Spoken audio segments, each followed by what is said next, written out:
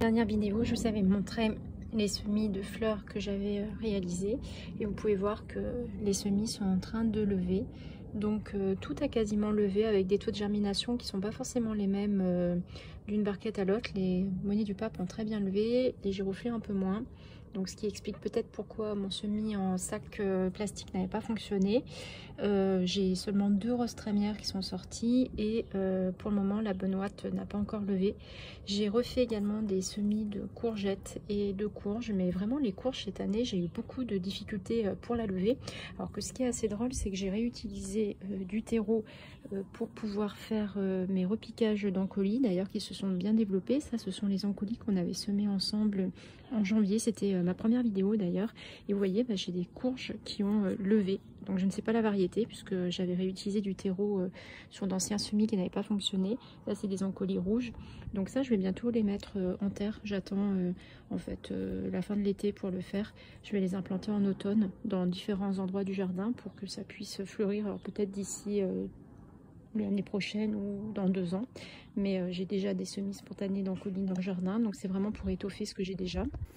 Alors toujours dans les petites choses un peu sympas au niveau du jardin, et je suis contente. L'année dernière les pois de senteur, je n'avais jamais vu les pois de senteur fleurir chez moi, et là ça y est, la première fleur est arrivée et j'en ai d'autres qui sont en préparation.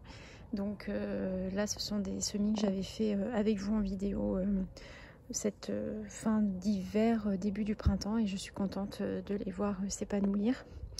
Donc pour le moment les dahlias ne se sont pas encore fait manger, donc ça je suis contente aussi.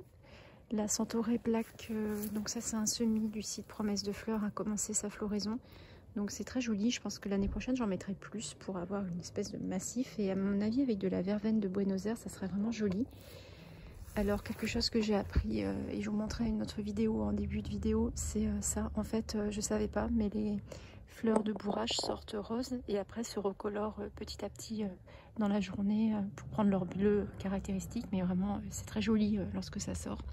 Et après je voulais vous montrer quelque chose que j'ai trouvé dans une brocante ce week-end, et je ne sais pas si vous connaissez, mais j'étais vraiment contente de trouver ça.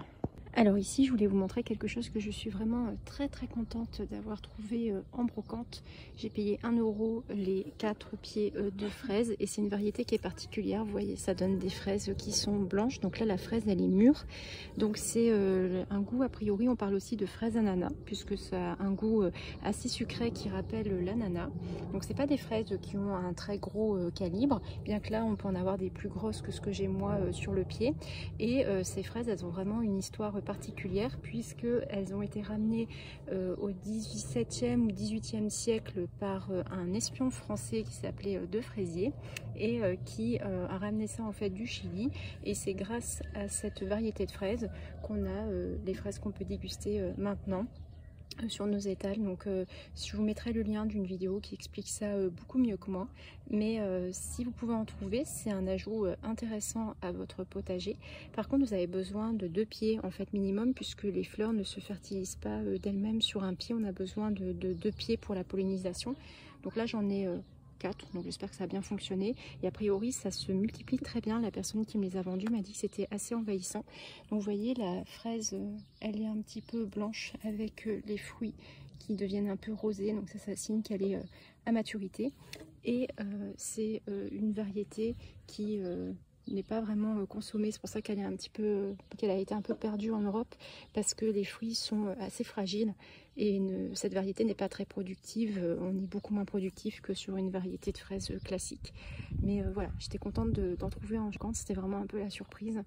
Donc j'espère que ça va bien se développer.